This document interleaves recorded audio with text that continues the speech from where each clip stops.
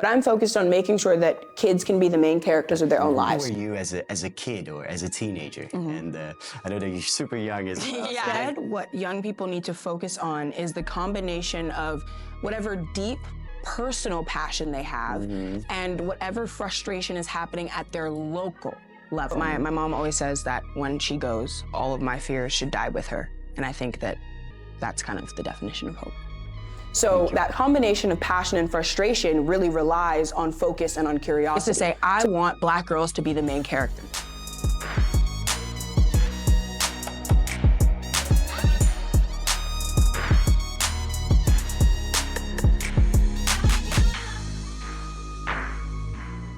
Marley Dias is an educator, is a powerhouse of change and inspiration, is an activist, author, and founder of a movement that the world could not ignore. At just 11 years old, frustrated by the lack of diversity in her school's reading list, Marley launched the 1,000 Black Girl Books campaign, collecting and donating thousands of books where Black girls are at the front and center. Marley's not only lit a fire and raised awareness about representation in literature, she sparked a global conversation for inclusion in education and beyond. A push against structural challenges of our systems, a global call for social justice.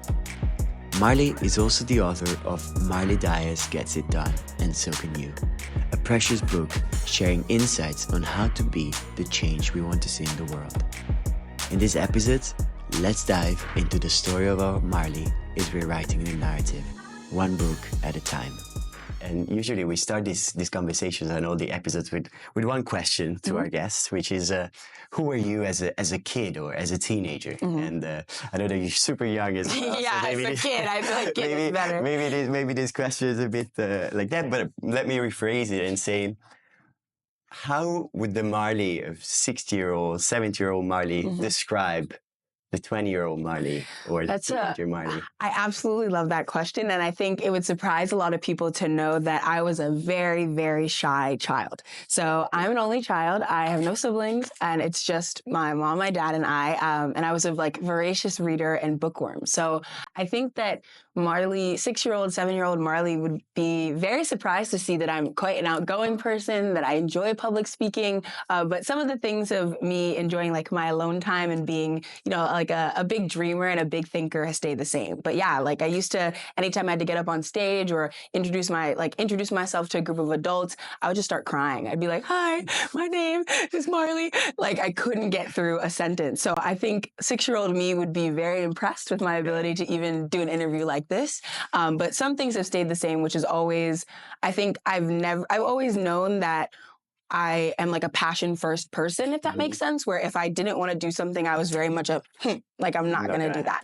And always known that whatever I was going to do, I thought I would be, first I wanted to be an NFL quarterback. That was the first thing I wanted to be. And then I ended up playing flag football with my, when I was in 3rd grade and 4th grade, because my dad found they said that girls couldn't play, but then my dad found the official rule book and was doesn't say that. So I played for a couple years. And then I wanted to be a forensic psychologist and solve crimes and do fingerprints. And I used to have little fingerprint kits. And then I wanted to be president of the United States. So I think that, that doesn't really seem linear, but it was always about being a leader. It was always about solving problems and getting credit where credit was due. So I think that stayed the same. I mean, that's amazing, and there's still time. Exactly. Maybe my arm's still pretty good. Yeah, they're pretty good. So the road to the White House is still there, still open. So no, but thank you so much. And honestly, I cannot imagine how maybe a shy Marley or a Marley that would cry when, like you just said, when going on a stage,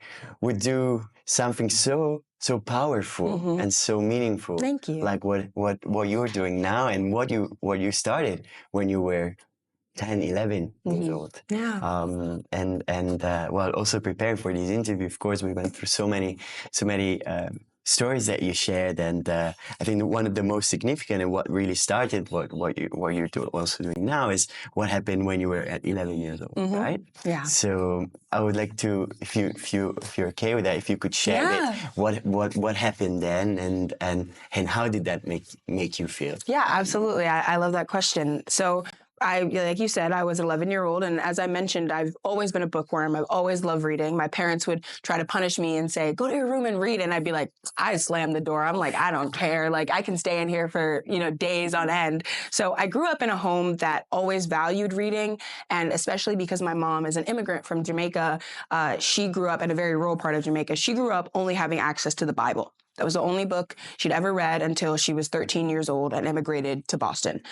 So the education system was heavily religious, and they just didn't have the resources, the human resources, to get books into the hands of kids. So when she was a parent, I think it was very clear to her that she wanted to give that opportunity to me, to see the world, to explore, to learn about myself, and to know that even if, you see things that, or many times there's notions kind of consciously and unconsciously that Black girls or Black people, and I happen to be both. So it's really hard where you feel like you're not capable, like you haven't, that your history is determined by enslavement or by the civil rights movement. So I had books that showed me Black girls as presidents, Black girls as models, Black girls as activists when I was a kid in my home, right? And then I was in 5th grade, or year 5, year 6 here. And I had the most amazing teacher, would always give me like extra recess, would always read aloud to the class. But the only books he read were about his own experience. So it was always white boys in the South hunting with their dogs, and like it was literally 4 assigned readings in a row for our school year. And as much as I appreciated his desire to be a great educator, to be engaged, to read aloud to us, it still felt like looking around my classroom where there's 4 or 5 Black girls and 4 or 5 Black boys in a class of around, we make up about half of our student class. It felt like it was a suggestion that our narratives not necessarily didn't matter, but that either they weren't out there, or that Black authors didn't exist, or, it just felt confusing, because it's like, how could you show us the importance of reading, but only show us one narrative? So I complained to my mom. We were sitting in a diner, and I said, I'm sick and tired of reading about white boys and their dogs. I'm done. And she said, well, what are you going to do about it? And I think that question is a really important part of the story. And one of the things that I encourage anybody who has young people in their lives is, whether it's complaining about school lunch or it's complaining about a bullying incident, to really try to unpack to the kid that they have agency, that they can do something not just for themselves to fix the problem, but for others. So we started looking up and figuring out, like, is this an issue of maybe I just happen to have all the books with Black authors in my house? Like, I'm the only person that knows that. And we looked it up and realized that there are thousands of Black books out there with Black girls as the main character in Black stories, and realized that it was really an issue of a lot of these stories are published independently, right? So there are people that are making them in their homes or with indie bookstores or indie publishers, and not kind of the big 5 of Scholastic, Penguin, Simon and Schuster. And really, the big 5 publishing houses, they have such a hold on what goes into curriculum. So when you look at assigned reading lists, they're asking Scholastic and these publishing houses, okay, what should we tell kids? What stories should we give kids? And these decisions are usually made, these decisions were made like 20 years ago, and they don't get changed, every 5 years, every 2 years. The classrooms aren't adapting to the growing diversity of the United States, of New Jersey, and of my community, West Orange. So I realized that they were out there, that Black girl stories were out there, that I had some, but not everyone, and that I needed to do something about it, not just for, my affluent neighborhood, but actually to give to people who don't have that experience otherwise. So I thought again about, how my mom really didn't have access to books at all in Jamaica. And I've had the chance to visit Jamaica many times and notice that even when you look at the billboards or the TV commercials or the libraries, you're still seeing white characters in a country that is majority Black. So it felt like, okay, we have this problem in diverse communities, we have this problem in Black communities, we have this problem in white communities. So I think I should give to my mom's school instead of my own school, because they don't have the resources to get books otherwise. So I started a social media campaign, with that video, like white boys and their dogs. That was like my tag, like my hook at the time. And people loved it on the internet. It was definitely a slow growing campaign. I started it in November of 2015, and it was called, and still is called, #1000 Black Girl Books.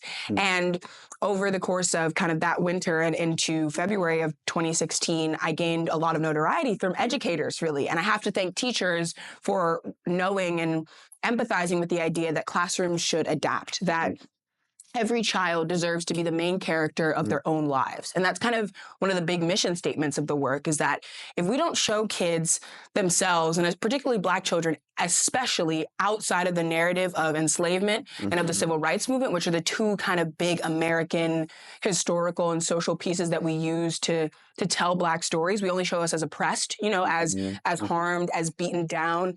When we don't show depictions that also aren't just, President Obama or Oprah or Rosa Parks or Martin Luther King, we need to extend into the local stories, the smaller stories, the independent stories. So I think my work now, it's been 10 years, and I've collected 16,000 books with Black girls as the main character. And most recently, this past May, was able to establish the Marley Dias Library at a Black school in Southern California, or in Los Angeles, Southern Los Angeles.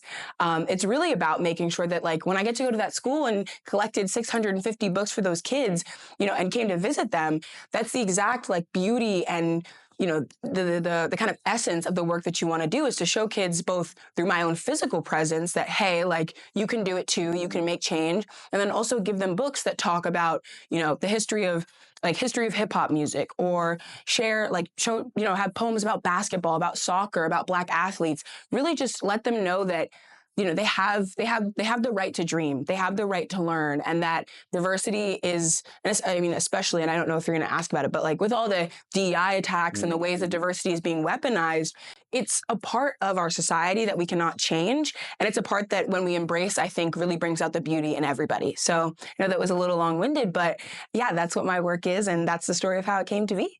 Wow, that was beautiful. Thank you so much for sharing. And you touched upon so many different aspects that, of course, we're also going to talk about, but that also touch on the work that we do at the lab. And you mentioned the importance of narratives, right? Reframing the narratives around both from a macro point of view, but also from a daily reality of people, right? So not necessarily just the Oprahs or the Michelle Obamas in general, but really, like, how structural change often happens in the very, even, like, day-to-day local realities and small actions that we do in our lives. So that was fantastic, and thank you so much for sharing. And I wanted to ask you, so you mentioned how a lot of time, especially us young people, we love to complain about things, and sometimes we stop there for many reasons. But of course, sometimes because we don't really, even if we want to act, we don't really know where to start, how to start. And there are some systemic barriers also to start.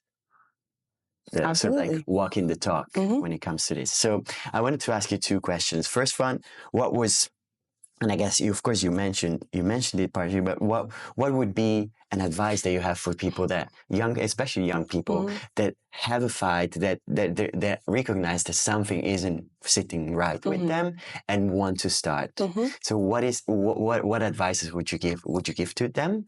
And second, in your own also personal journey to the start of what you just beautifully highlighted, what were the main obstacles that you identified, and where these obstacles, of course, a lot of the other obstacles are personal, but are there any structural obstacles that you think youth faces, especially when it comes to walking the talk on this? Yeah, no, absolutely. So when it comes to advice, I think the most important thing is focus and curiosity. And I think that, you're very right to say, and I agree, that young people complain a lot. And, old people were once young people who also complain. You understand that the complaining is just a nature of being young and not knowing things. But I think focus is really important. So when I think about focus, at least with the work that I do, is that, I didn't come out saying I want to fix education. I didn't say I want to end racism. I didn't say I want to give women the same rights as men.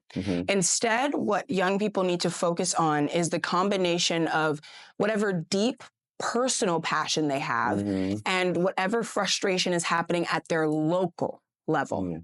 And the local is really important, because I think that I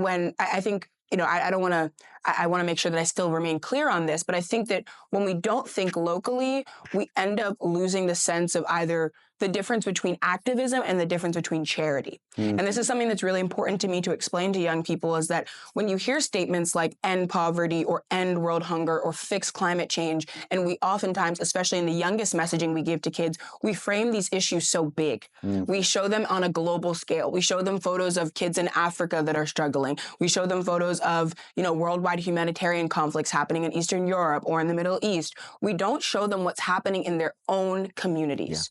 So when they observe something in their own communities, they immediately start thinking, or their focus is laid on something that is happening thousands of miles away from them that actually has not, like, either very little to do or nothing to do with their lived experience.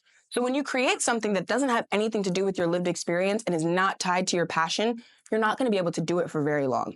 And also when it comes to creating an audience, there's no particular reason or value proposition for someone to support you. Because what do you know about what's happening in South Africa? What do you know about what's happening to girls in Iraq in education? What's happening to you? What's happening to the people you love, like you said, the daily realities. So my advice for kids is to focus on, go to your local school board meeting. Listen to the way that these older people talk about young people. And you will hear and understand that because you are showing up on the internet to talk about another crisis instead of the crisis that is happening in your hometown, they view young people as lazy. They view us as unmotivated. But what I said, instead of saying end racism, fix education, and end sexism, is to say, I want Black girls to be the main character.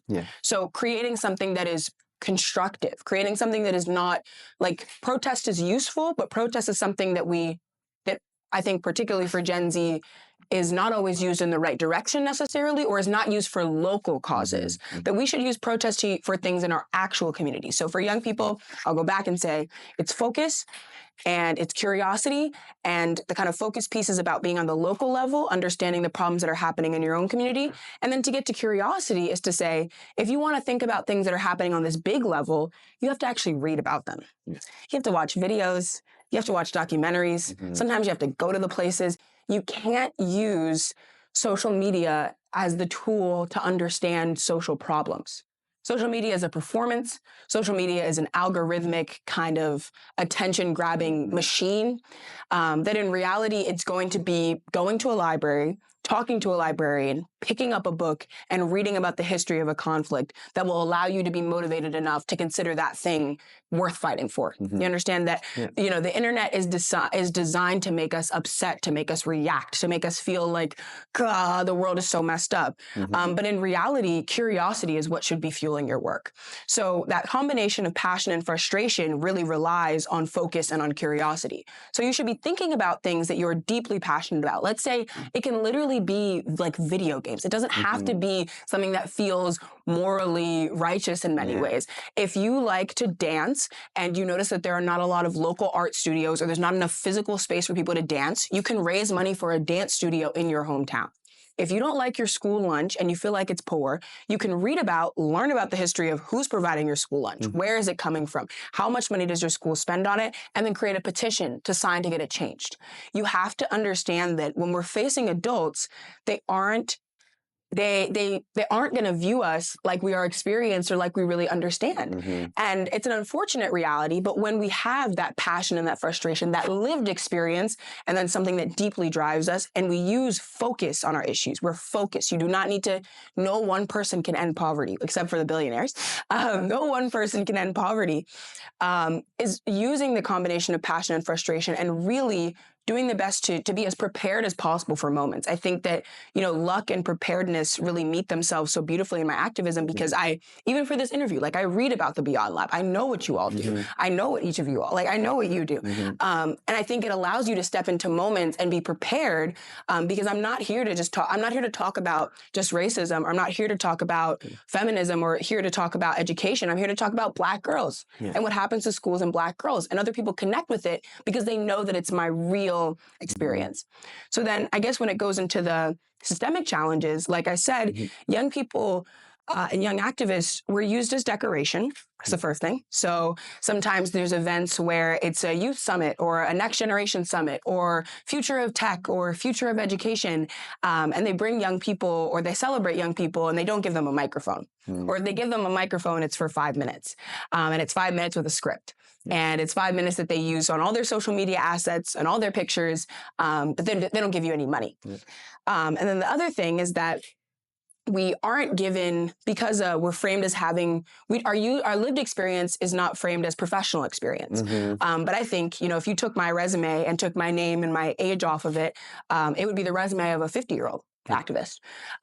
So it's it's the understanding that age and youth is stigmatized, and it's treated as something that kind of makes me too emotional or too inexperienced or too unprepared for the moment. But I at least feel that I try to meet every moment that I'm a part of with my work. And I'm deeply committed in ways, and also deeply committed to my values in ways that I think adults don't always have the chance to be. It's like, folks view young people as troublemakers.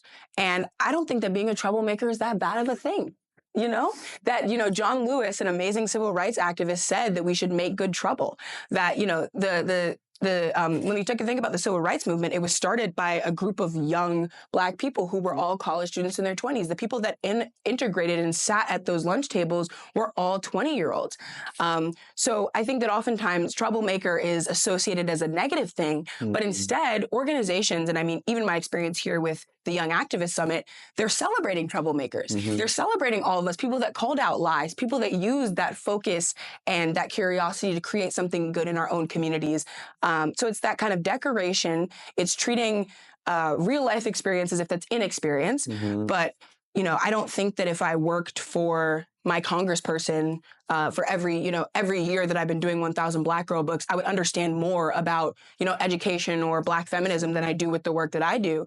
And then it's also just the sense that trouble is a bad thing when trouble has always built change. That all of the ideas that we view as so revolutionary now, whether it's even allowing women to go to colleges and universities or integrating schools, that was all seen as really bad, dangerous, world-bending things. But we both went to school with each other, women and girls and Black people and people of all experiences. And I think that was a pretty good call on all of our parts. So understanding that young folks will come across these challenges, and I've come across these challenges, but just continuing to, as John Lewis said, make good trouble. That even if I have a negative experience with a company or an organization that wants to partner with me, I always try to make it clear that if they did something wrong to me, that I won't be working with them again. I will say no. I won't take opportunities from people that use me as decoration. And then also in real time to say, this is not okay.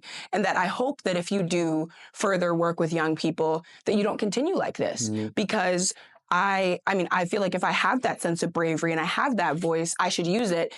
Even if it means closing a door for myself, hopefully it means that the next time that door opens, it's safer for other young people to speak their voice. Thank you. And really, I want to ask you, were there moments where you felt like, okay, that's enough, I give up, enough, I'll just drop all of this? Yes, all the time. I think there's more oh my goodness. That's a question that I think that's the real question of it all that I ask myself is always when do I stop / how do I stop / when does it end or what is the end point?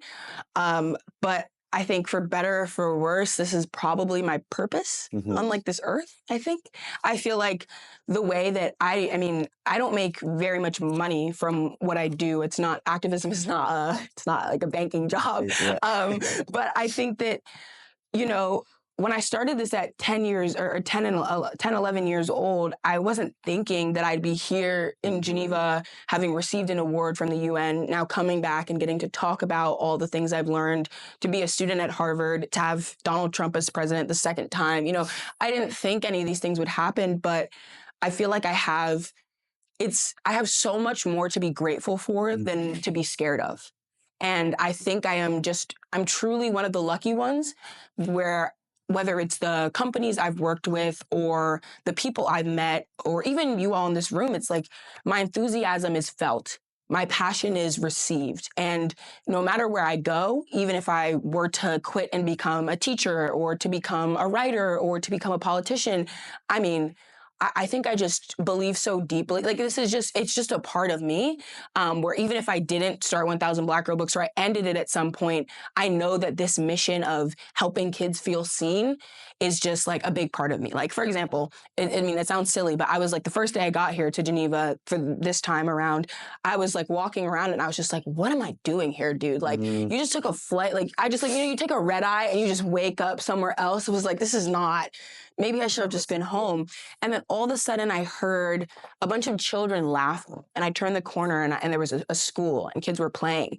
And I just started crying because I was like, yeah, that's like exactly why I'm here. It's because I want each of those kids to make sure that they have a book in their hand that reflects their experience. I want some of those kids to go out into the world and to change things. I want them to have a future that is brighter than the way it looks right now. And even though it can seem, kind of spiritual or weird to some people, it's a really beautiful thing to get the chance to do what you love and love what you do.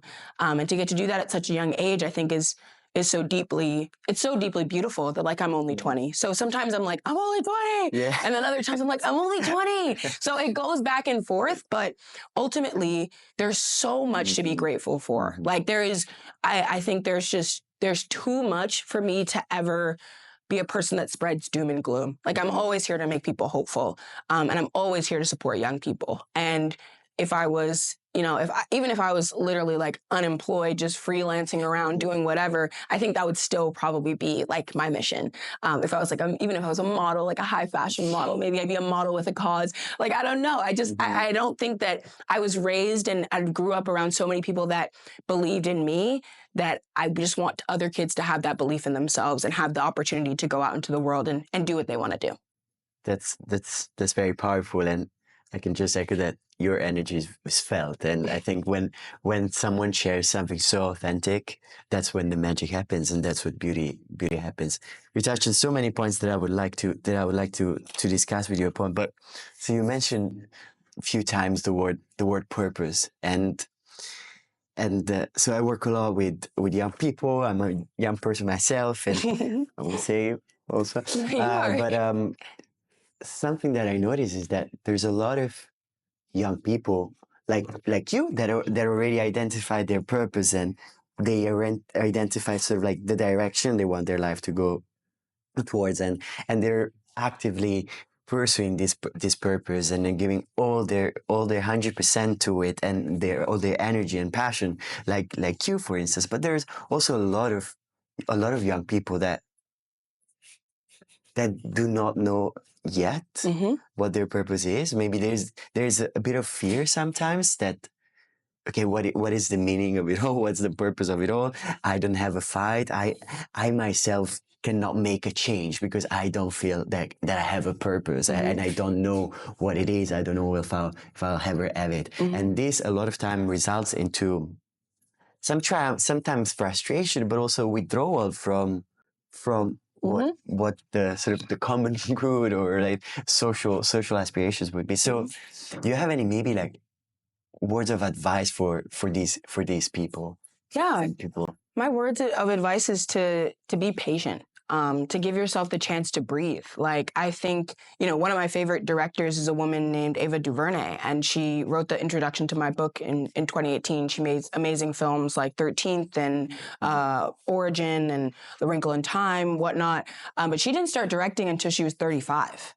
So, and now she's probably, I think she's in the top 10 of the highest grossing Black directors of all time. So to think about, her being a publicist for most of her life and then deciding to change paths and become a director, and then, to use that to also tell the stories of Black people, to highlight and support me, and to now run like one of the biggest and most diverse production companies in Hollywood, like it takes time. And some of us are on the lucky side. And I would also, I think, even to mention the other side of it, where you're saying there's a lot of young people that, they say that they know what they want to do and they found their purpose. I think that purpose, and I don't know like the direct instances you're referencing, but I do think sometimes that when young people say that, they mean a career and they mean a search for power. They don't actually have a purpose. That's true. Yeah, they don't actually have a passion, but they have an understanding that power makes the world change, and they will attach themselves to social issues like climate or like tech or like education. And they will get the internships and write the reports and wear the blazers and do the thing to climb that ladder. But they actually never engaged in real time with those issues. They only spoke about them on social media or did that advocacy, like I'm saying, from afar. So I think that it's also important for the people that think that they're so sure to know that, like, you know, we don't know everything. And I think like the way that I found my passion, like my passion is not books. Like my passion, I thought it was books at first. And when I started it, I said that it's books, but my passion is to help young people change the world and recognize that all movements started with young people and all movements will end with young people. So that's my passion. And what I do is chase the feeling that I get when I'm around kids. And I see their faces when I tell them about my work. I'm not chasing getting books I'm not even chasing getting books where Black girls are in the main characters as my passion. It's a feeling. Passion is a feeling that you get and you know that it can evolve in many forms. So like now I'm working with NORAC, this educational NGO, and that feels like a way that's attached to my passion. I'll be going back to New York City and working at an art gallery. That feels like a way that I can attach my passion. Like it isn't just books. It isn't just libraries. It isn't even just Black girls.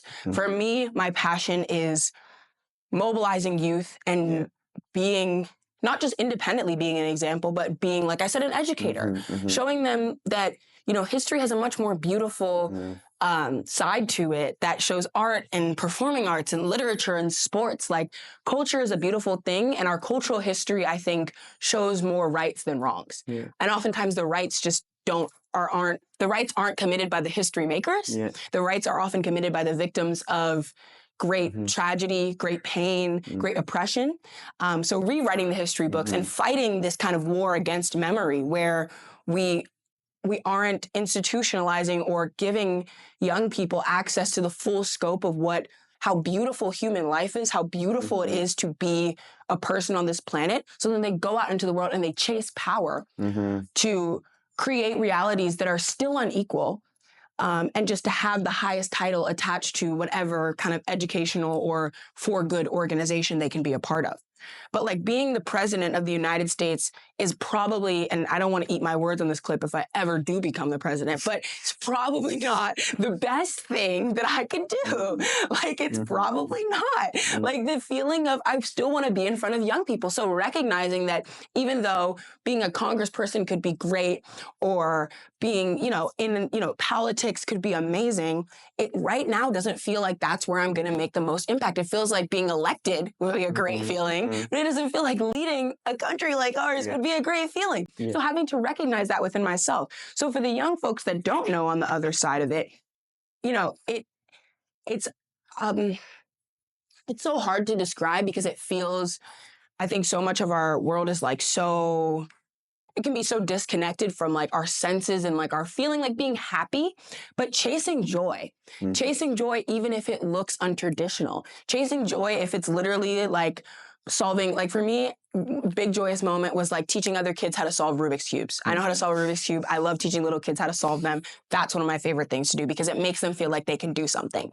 If it's cooking, like sometimes it's little moments that aren't going to give you power on this traditional level. But like I said, the combination of your passion and your frustration is what's going to take you far. So recognizing that it will take time, it will require doing things that you also don't like. But it should never require sacrificing your values or viewing power as the way to make change. This grab for power is how we've gotten into this exact place. So I think that I really appreciate your question because I think that we focus so much on the kids that don't know, but there's also a lot of youth that pretend they do, but are oftentimes being misguided by the desire to sit at the highest of offices or be the first person to achieve something or to, make headlines, that they're feeding off of a system that is actually pushing them down and stopping change instead of leading change by following what makes them happy. Sometimes when, no, thank you. I mean, 100%. Sometimes when we go to summits around the world where there's a lot of young people and what I always ask them is when this summit ends, and what I always observe, when this summit ends, are you going to speak with the high level adult on the stage, or you're going to speak with your peer, with your fellow young person next to you about what their experience is, what they are feeling. So, and there is really a disconnect. So sometimes we speak about youth empowerment and meaningful youth engagement, and then the first person that we go talk about is Exactly. And we tell them, yes, exactly. And we make it like we completely, that moment is, like you said, it's so dangerous for youth, where we're we're encouraging them to chase titles and chase accomplishments when honestly, with the way that the world is going, all this stuff is also going to be switched up. You know, things are going to continue to change and shift. So the people, like, I think people like myself and the other people that were like at the Young Activist Summit were examples of people that didn't, you know, we didn't ask to be activists. We didn't think we were going to be activists. None of us ever imagined being on that stage, but we focused on what was happening in our communities. We created real life actionable projects and projects that can also be replicated and inspire other people. And we never, ever deferred from what made us happy. And we stuck with that. I never tried to jump into other issues. Like education is such a big word that I've never tried to say that I'm an education activist, because I can't, you know, what does that mean? Does that mean higher education? Does that mean assessment? Does that mean like gym time, like time for gym and like exercise? Like there's so many things that happen, but I'm focused on making sure that kids can be the main characters of their own lives. And I think that shows up in books, and I think that shows up in art, and I think that shows up in the way that older folks talk to them and interact with them. So yeah. I love it. And the fact ultimately to chase joy, that's so important. And to chase what you said, to chase the feeling. The other day I stumbled upon this quote that said that life is not meant to be understood, but just felt. And maybe that's the secret of it all. I agree. Yes. And chasing good feelings or feelings that might be difficult, but allow us to feel even more. I think that's key. But yeah, but speaking of I mean, your words are definitely words of wisdom to quote. But while I was preparing for this interview, I saw an interview of yours where it says that once you had to give an interview and they contacted your mother, and your mother told the interview, "I'm sorry, but Marley is currently playing a video game, so you can call us back in like half an hour, 1 hour, or something like that." Because and that made me smile, but that is so indicative and so powerful as well, because at the end of the day, you've been 11, you are 20, there's a component of enjoyment of youth. I get to play Minecraft. I'm a kid. Exactly. That it's not just about. There's not just about activism on a daily basis, but it's also like enjoying your youth. So I just wanted to ask you, what's your sort of? I wanted to have your take on how easy or difficult it is to find the balance between sort of like the enjoying your youth through even something like video games, or like going out with friends and like doing all the sorts of good and bad things that young people we do on a daily basis, and your sort of like your purpose and your like activism and your sort of like role as educator. So yeah, balance is the hardest thing, and I think it's been a struggle, absolutely. And I think it, like, at first it felt really hard because I was when I was younger, I felt kind of ashamed about the work I did, only in the sense that, you know, I was directly critiquing what was happening in my school district. So I was calling out discrepancy. I was, you know, saying that things need to change. And people took that as me suggesting that, you know, I need to take all white books out of schools, or that I hated white teachers, or that I, you know, like just all types of things that are clearly not true and are, you know, would completely defeat the purpose of what I'm talking about. Everyone deserves to feel seen, and I think white kids deserve to feel seen, but they also are automatically they've in many ways, it's quite normative when we imagine if you ask people to draw a student, they would most likely draw you a white student. If you Google student, you will see images of white children. It is a quite normative thing for white folks in the Western world to see themselves. Like, we can't get that twisted. And I think the way that was twisted against me at so young made me feel bad about wanting something for my own community or wanting my own space. And it's also not about being representative in the sense that, you know, the United States is 72% white, 13% black, and I only want 13% of the books to be black or 72% to be white.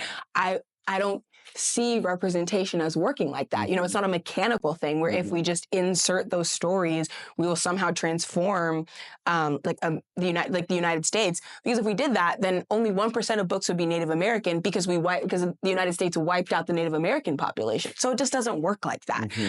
So I felt deeply frustrated that something I was doing that was constructive, that was spreading joy, that was just trying to make more room, not to take anyone out, it made me feel like I was the antagonist in the story. And it made me become the type of person who wouldn't tell my friends about the events I was going to, would never share the awards I was, working towards, would never ask people in my own personal life to support me because I felt like there was a sense that I was taking something away from someone else. And I think that made me, like, that was a very dark period in my activism. I think it was probably from like 7th or 8th grade to probably 10th grade, I just felt like, dang, like nobody here in my town is ever going to recognize me as like someone that should be remembered. And, it's funny because Thomas Edison is from the same town that I live in. And we have like these big Thomas Edison museums and Edison Park and all these things. And I just thought like, would this town ever remember? I mean, I didn't invent the light bulb, I know, but will this town ever remember me in the same way that they choose to remember this guy? Like, will I just be forgotten by time because of the sensitivity of these people? Even though I published a book and had won Forbes 30 Under 30 and had a Netflix show and done all these things, they were more concerned about my school absences than about the character of the work I was doing. They were concerned that I was not learning because I was going to different countries to speak in front of teachers and to talk with the American Library Association, to get to travel and do a book tour in London, that this was not a part of education, that I was actually losing my education by doing this work when I don't think I've ever learned more than from the days that I've missed school. So it was really hard. And then I think going into, the pandemic was just a massively transformative period because I watched a lot of people also pretend to be activists. When George Floyd died, I didn't post a black square. You don't need a black square on my Instagram to know that I care about Black lives. I think that I found it quite funny how there was like in my opinion, like a spike of neoliberalism where now like these companies are all of a sudden massive companies that are either through fast food companies that are feeding literal genetically modified garbage to Black communities and make sure to put themselves in Black communities are now saying that they stand up for racial equity, are making scholarships for HBCUs, but still continue to be the reason why there are extreme health disparities in Black communities. Or to see feminist companies coming out and finally, hosting Black women summits or talking about Black women events and then immediately gutting those things by 2021. And police killings have gone up in the United States since George Floyd died. So we did not achieve the progress that that moment suggested we did. And we did not transform the United States or the police system through that. So that was really hard for me because I watched people that called my work essentially useless, either through their ignoring of it or through their direct kind of disregard of it, all of a sudden become activists, suggest that race mattered, say and also contribute to a deep polarization because they didn't always know what they were talking about.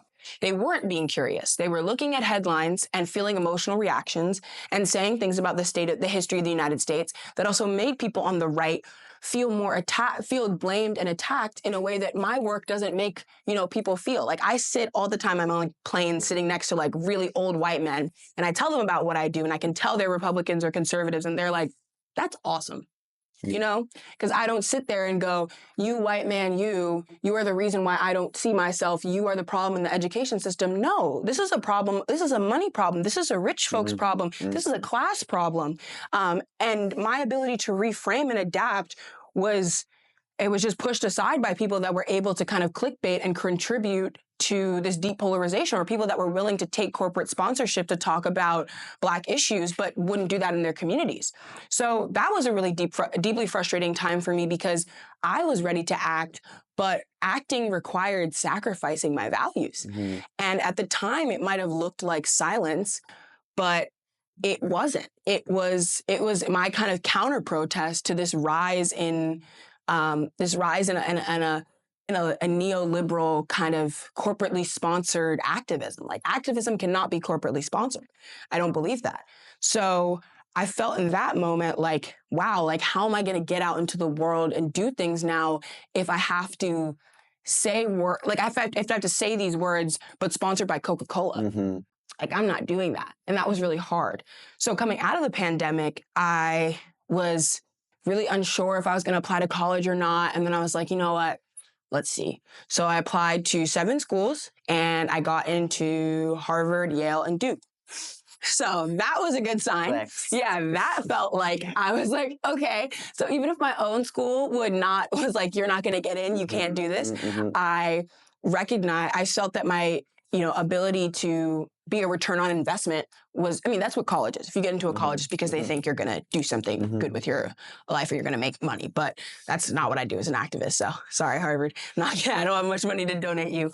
But that kind of motivated me to say like, okay, now I get the chance to do my own thing, because I was the only person that year in my high school to get into Harvard or Yale. Someone got into Yale, but they were a basketball recruit. So I was the only person that had kind of gotten in on my academics, and it made me realize that I had the opportunity to just let it all go. Mm-hmm. Like I just let go of what others thought in my community, and I realized that whatever path I was on was a global path. That Harvard is like a school where we have such a beautiful international community, and it's so sad to see it be attacked by President Trump right now. They're 27% of our student population. That I was going to get the chance to meet and be with people who think about these issues, who have done things. And it wasn't fully the case. There's a bunch of legacies, a bunch of mega donors, a bunch of, recruited athletes in the same way. But I feel like it still gives me a chance to see the beauty of other people that are passionate, that make change, that care, that are willing to disagree, and don't become polarized or frozen by it. So that helped me achieve balance because it gave me the chance to learn on my own pace. I came in to trying to study government, and then I met the people that study government. I know you study government. Met the people that study government, and I was like, nope, no. Because I felt that, and I don't think this is a critique on you all, and you shouldn't take it that way, but I felt at least that the kind of comments I was making on that search for power, it was just a search for power. That these people just want to be, they're fine being a congressperson, but they don't care if it's Republican or Democrat. Mm-hmm. Like they don't actually care at all. Like whatever the data tells them is the best platform to run on is the platform they'll run on. And there was also this kind of interest in intellectual dominance where people want to debate you. They want to go right up against you. They want to say, I'm smart, you're dumb. And I just kind of had to take a step back from that. So I ended up studying sociology and African American studies. And I'm very happy with that. And I think I'm likely going to try to pursue education for my graduate degree. So quite exciting stuff. But the balance is like, the question I think the question for me was a little bit more about like the balance of my values within activism, but also when it comes to having fun, like I love to have fun. Like that's never been a problem. That has never been a problem, no matter the busy schedule. Like I'm not 21, but I can drink here. So like gonna get a drink after this. Like it's never that serious. I feel like the reason why I can do my work is because my stomach is full and I sleep 8 hours. Yeah. So like I'm gonna always prioritize that. And I think my friends, I have great taste in friends. I feel I'm very discerning about my friends because I'm also a very private person.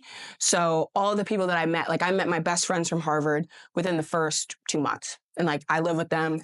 They've been my best friend. I'm going to visit one of them in London. Like I absolutely love the people I'm around. And same thing with the friends that I've had in high school. Like I've never really lost a friend or had a falling out with a friend, like a true friend, like if I thought that you were going to be my friend for a long time, you've been my friend for a long time. If I thought you just wanted to like take Instagram pictures and go out together, like we'll do that. And then we'll fall out at some point and it won't be cool. So I've had that sense of discernment, even before being in the public eye. And I like, even my elementary school, like 2 boys that sat next to me in my first grade class, I'm literally going to go visit them in Philadelphia, like in June. Like I love the people that love me back.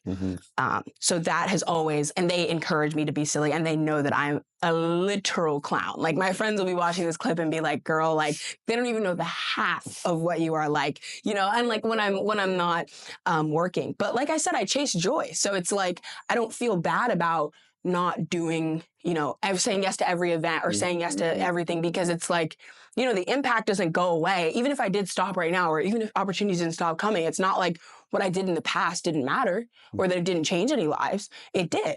So if one day, this, like I said, in 2020, this kind of neoliberal rise is again, and I'm only offered corporate opportunities, I'm only offered things that don't align with my values, I will just say no and then go write some stuff by myself. Like go try to figure it out on my own way, or go be a teacher, or go, like I said, follow that joy. Because it doesn't just show up in interviews or in award shows or in social media posts. It shows up in like my heart. So I just continue to chase that, even if it is like going out with my friends and listening to music, or like sitting and literally still playing Minecraft, just so embarrassing. Like when we're so bored, we still play Minecraft.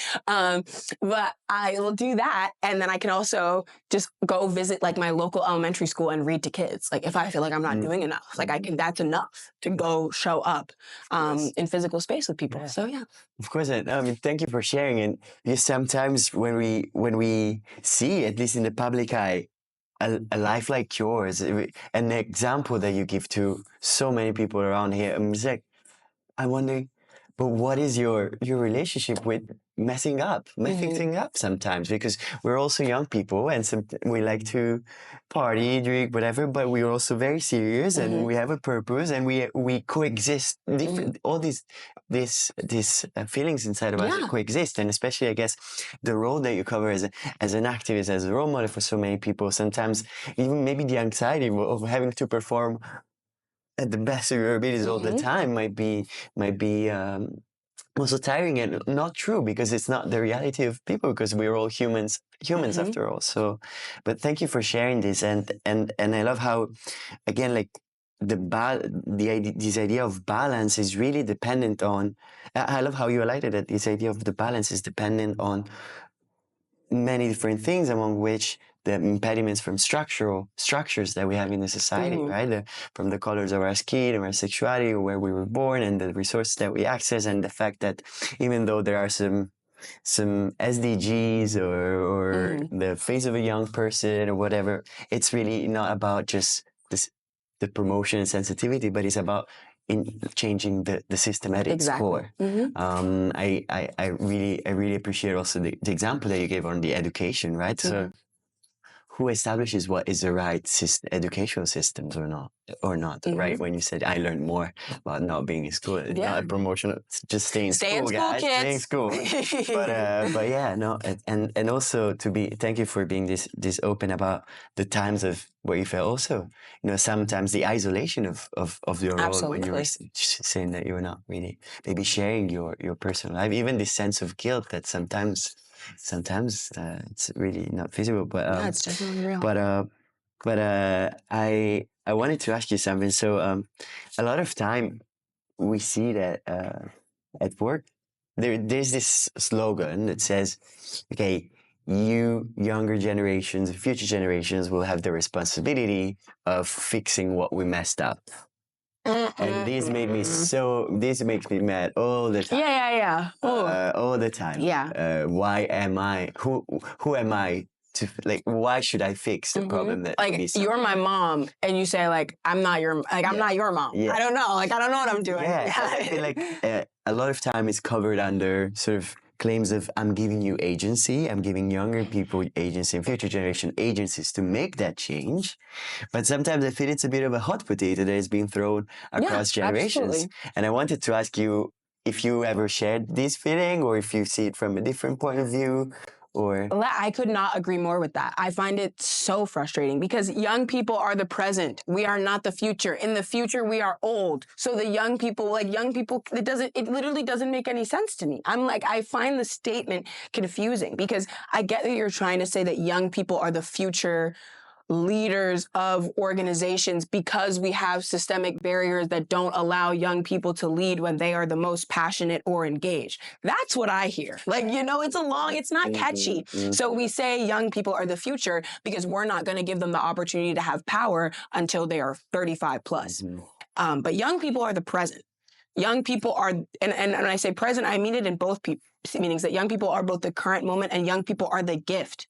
Like, there's this beautiful quote from Khalil Gibran that is, "Your children are not your children. They are life longing for itself."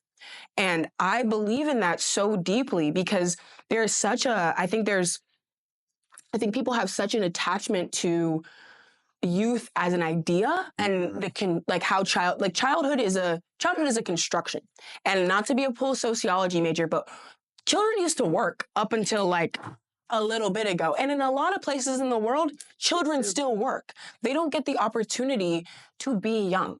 So when we say that young people are the future, we are, to me, it connotes to the power structures and the systemic challenges that we've been talking about. It uses them as decoration. And like you said, it's a hot potato game where instead of building these intergenerational coalitions, and that doesn't mean having a youth advisory board. Yeah. It doesn't mean having a youth council against all of common kind of ideas, but it means actually talking to and giving the young people in your lives, not the young people that have the most connections on LinkedIn, not the young people who, like even the young people like myself. Like if you're trying to talk to young people about education, I'm not the person to ask because I go to Harvard now. What do I know about what is happening in public schools in the US? What do I know about what's happening to low-income Black children? I'm not the one.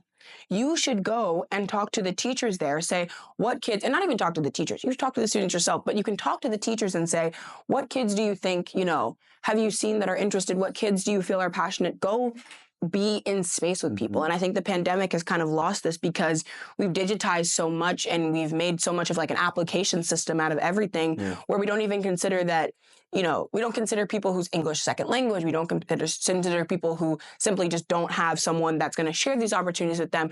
We still continue to privilege those that have the most power. I mean, I recently found out that even here at the UN, and this is no real critique to them. I think it's more a system of the world, is that 25% of the interns are coming from the US and China. And like, that's a problem in the sense that, when we're creating this next generation of leaders, we're saying youth are the future. We're bringing them from two of the most powerful countries in the world, and less than 5% are coming from the continent of Africa. Yeah. The continent, with 52 countries. So it's this notion, it's a really complicated kind of situation because you don't want to say that young people aren't the future, but young people exist and are so important now, and they have so much to say, and also like a beautifully raw way. Like where you talk to someone under 10 years old about, you tell them what's going on with like a president, or you explain a problem to them, they're like, that's messed up. We got to change that. We're like, I don't like that. And there's something deeply beautiful about that. Like we should leverage the unabashed and that kind of troublemaker-ish thing that I was talking about before of youth and allow them to mess up. Like, were we not all children? Like, did we not all try to steal from the cookie jar, like, late at night? Like, we've all, at least we've all, played video games or read books under the covers and then, turn the light off when our parents walk in. Like, we're all kind of stupid. There's a shared experience. Yeah, there's such a beautiful shared experience. And yet, when we say the statement, young people are the future, we separate ourselves. Yeah. Deeply. And I always reject it because even at events, and one thing that we say a lot in kind of the Black American community is this idea of Black girl magic. Black girls are magic. Black girls are special. And then you go to Black Girl Magic conference or go to Black Girl Magic summits or Black Girl Magic balls, and there is nobody under the age of 25. And you're just like, this is Black woman magic. This is not Black girl magic. You aren't championing and celebrating the actual youth that need this empowerment. Instead, you're trying to recreate what you wish you had as a kid. Yeah. But what you need to understand is that the best way to get that feeling, and I think a lot of parents know this when they force their kids to do piano lessons or dance lessons or whatever, is to have a kid do it. That's where we usually, we see it in some parts of our life, but we don't see it with change, where oftentimes parents or older folks are projecting onto kids to go,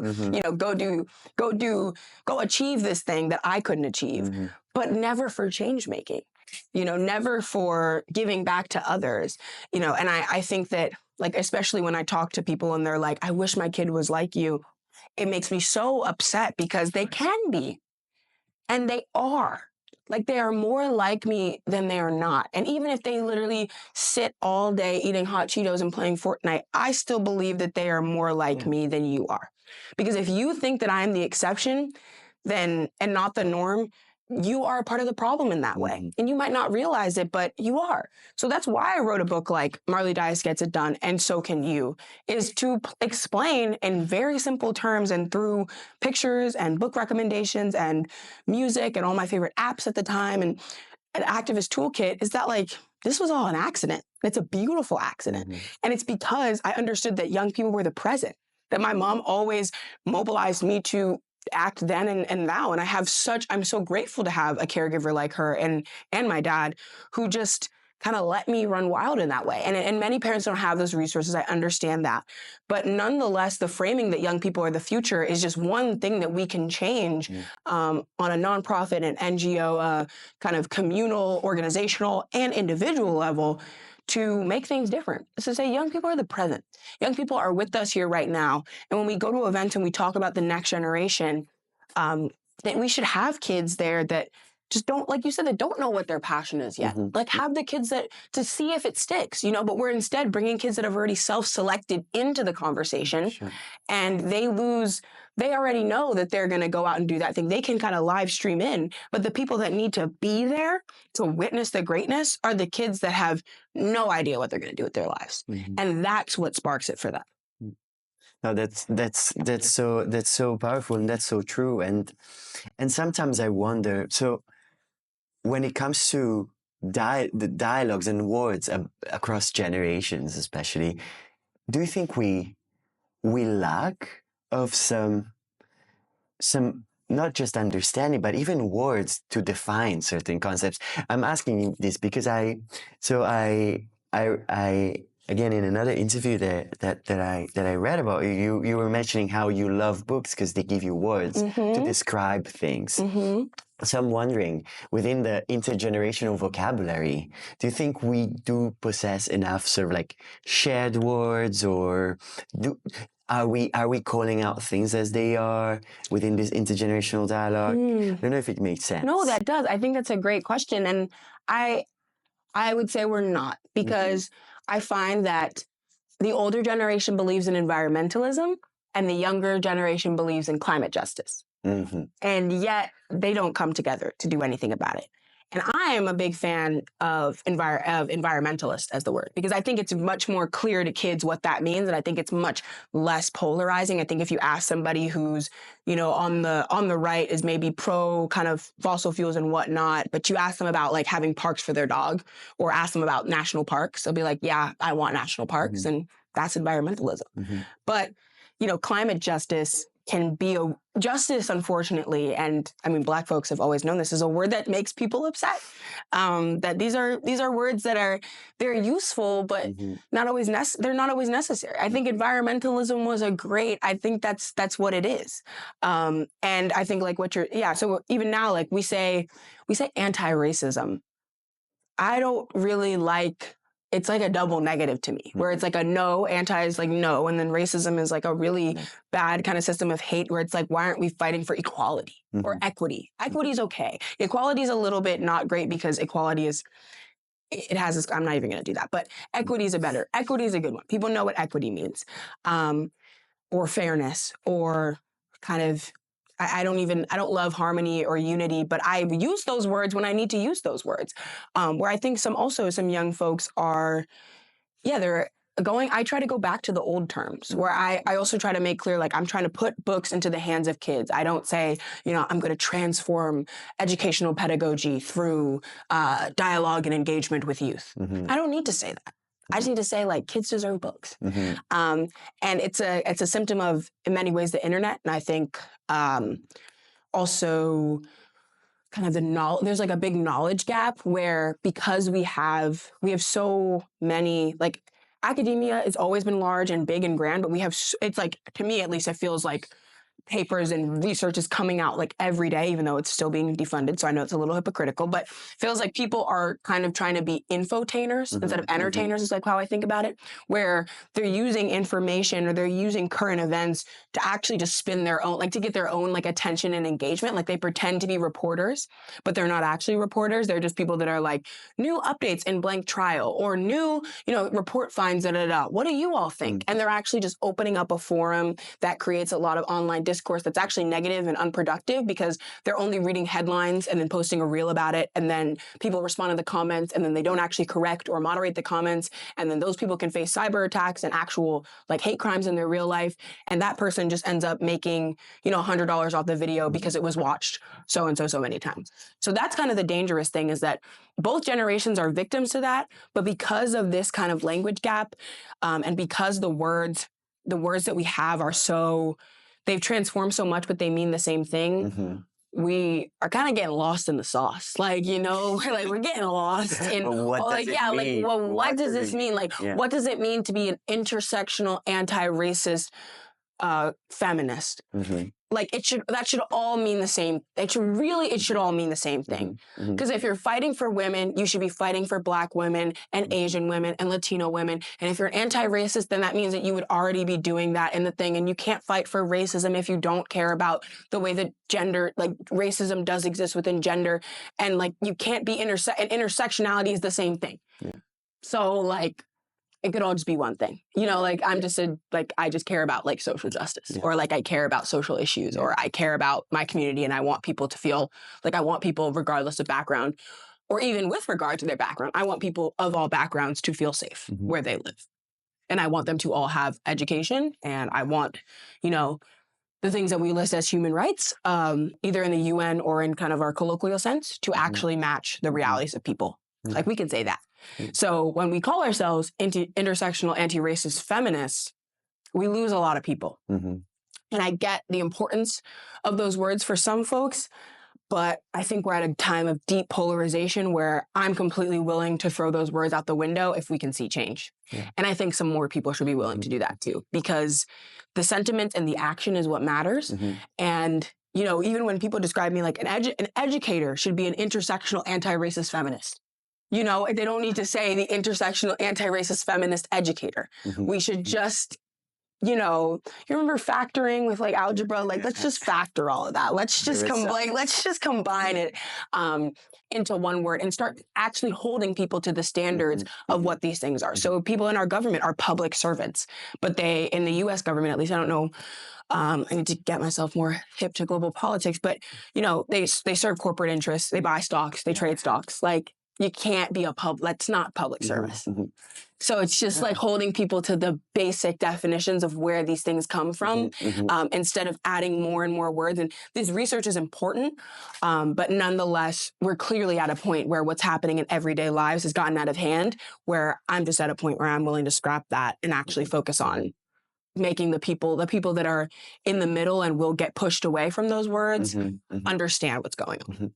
And at the end of the day, it's also about even depoliticizing at times some concepts that are deeply human at its core. So going back to a shared human experience and therefore shared human sort of definition of this experience. Exactly. We're almost at the end. I would like to ask one last long question. Then we have three very short ones. But you mentioned your mom before.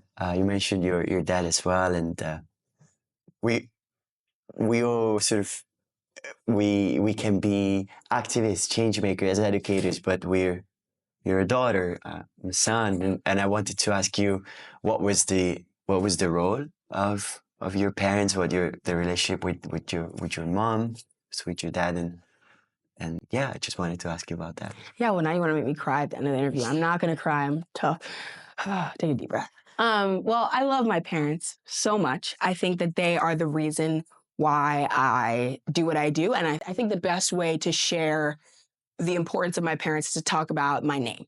And I think that it's a cool thing to get to share with people. So my parents fought over my name tooth and nail. What was this kid's name going to be, this girl or boy? So if I was a boy, my dad wanted my name to be either Mahmoud or Sergeant. That was the thing. So I'm quite happy. I'm a girl. I'm quite happy.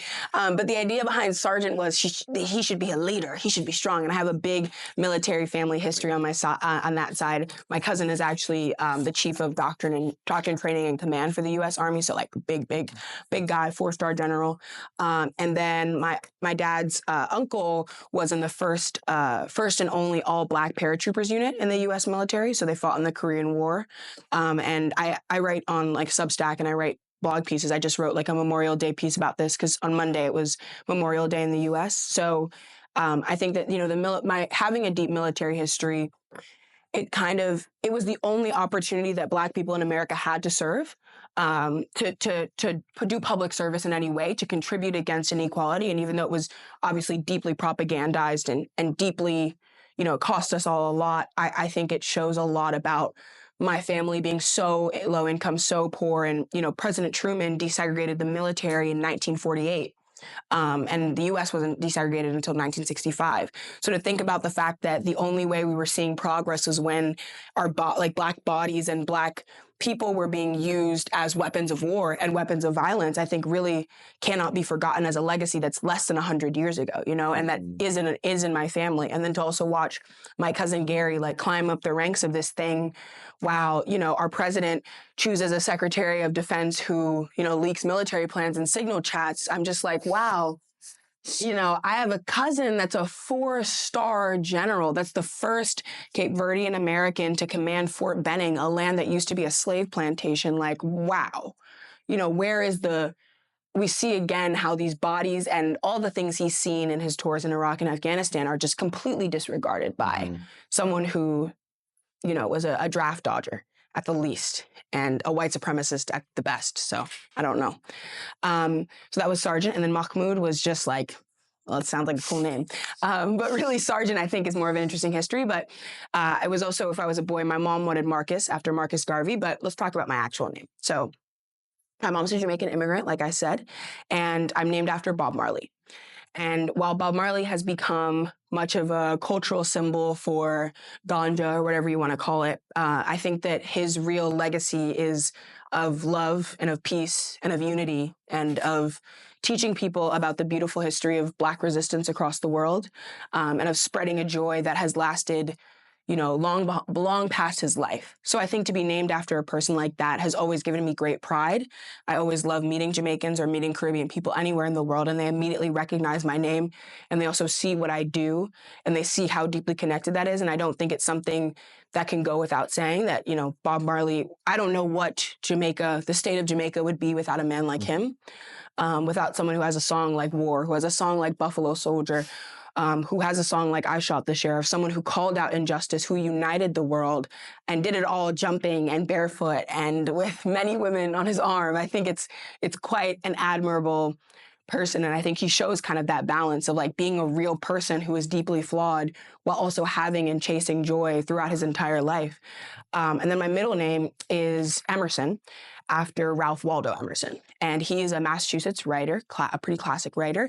And he lived in Massachusetts. And my mom immigrated to Boston, and my dad grew up on Cape Cod of Massachusetts. Fun fact, my great-grandma was she looked white. She was Black, fully Black, but she looked white, and she was a maid for President Kennedy. Oh, yeah. So the only reason she had the job was because she looked white. And that was the reason why she was able to afford the home that I like kind of grew up in. I got to know her, and she was alive until I was 10. But to see the sacrifices that she made to create the livelihood and be the matriarch of a family that allowed me to exist, like that doesn't go without saying. And then, you know, Ralph Waldo Emerson went to Harvard, and I've had many classes in Emerson Hall, and I walked down Emerson Street. And I think that in many ways, those two kind of names and the ways that my parents thought so consciously over them it just shows you an ounce of how deeply they cared and kind of dreamt me up, if that makes sense. And they say that all the time, that I'm their dream come true. So I think like they are so special as people. They are amazing. And I think my name really does tell you that like there was so much love behind me being made. And Yeah, so I'll stop there so I don't get emotional. But yeah, they're amazing. And I think being named Marley Emerson Dias, MED, MD, not a doctor, but it's pretty cool that I just put MD. I thought about becoming a doctor, so maybe MD, but a lot of school and a lot of money apparently. So I'm not going to do that, but they're amazing. Thank you for sharing this. And I think it's always good to, recognize where we are from and where we are coming from and from whom and give back this gratitude that it's so pervasive. And I love also what you're saying before. There's so much gratitude that can allow us to go over fear. And that's what, I guess, where we have to source the courage to do things, to act for it. Absolutely. 3 last very fire shot, very super quick question. I would like a not one word, but kind of answer from you. So we saw you met Oprah, you met Michelle Obama, you met so many amazing people. If you had to go to dinner with someone dead or alive that you've never met, who would they be and why? Toni Morrison, author. I think she's the best, probably one of the greatest of all time. Done. I could rethink that so many times. Done. Toni Morrison. Next one. You're in a desert island. You're alone with a book. What would that book be and why? The autobiography of Malcolm X. That's a good one. That one, I read that in COVID, and that had me. I think that's exactly why I didn't take the corporate deals. I was like, the system. After that. So the autobiography of Malcolm X. And last question: if you could define hope, how would you define hope? So, I think hope is letting our fears die with our ancestors. So that's what my mom always says, that when she goes, all of my fears should die with her. And I think that's kind of the definition of hope. Thank you, Marley. Of course. For being with us. Hey, thank you.